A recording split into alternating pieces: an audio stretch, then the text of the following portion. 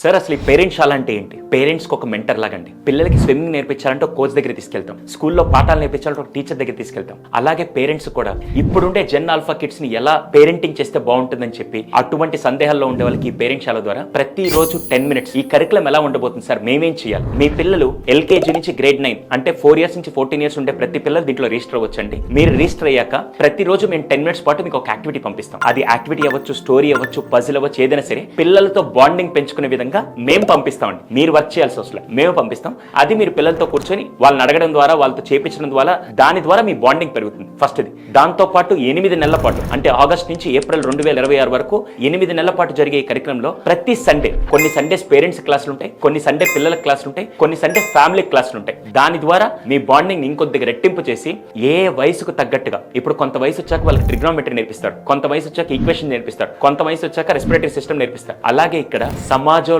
ఉండే అన్ని value systems ని కూడా పిల్లల్లో ఒక పర్సనాలిటీగా గొప్పగా డెవలప్ చేయాలంటే అవి ఏవే వయసుకి ఎలా నేర్పించాలో మేము మీకు తెలియజేస్తామండి. ఇది మొత్తం కలిపి పేరెంట్స్ శాల 8 నెలల కరికులం. సో అది స్టార్ట్ అయ్యేది 15th August నుంచి స్టార్ట్ అవుతుంది. రిజిస్టర్ చేసుకోవాలనుకుంటే మాత్రం పిల్లలకి స్కూల్ ఎంత ఇంపార్టెంటో ఈ రోజుల్లో పేరెంట్స్ కి పేరెంట్స్ శాల కూడా అంతే ఇంపార్టెంట్ అండి. అది దీని గురించి పూర్తి వివరాలు తెలియాలంటే ఈ స్క్రీన్ మీద కనపడుతున్న నెంబర్కి ఒకసారి వాట్సాప్ చేయండి, లేదా కింద వెబ్సైట్ లింక్ క్లిక్ చేసి ఒకసారి వెబ్సైట్ విజిట్ చేయండి. Thank you so much.